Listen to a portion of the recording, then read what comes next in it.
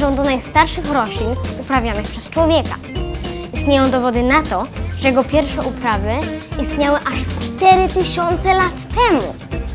Egipcjanie, Rzymianie i Grecy wierzyli, że figi są tak cenne jak złoto. Dziś figi są symbolem miłości i urodzaju.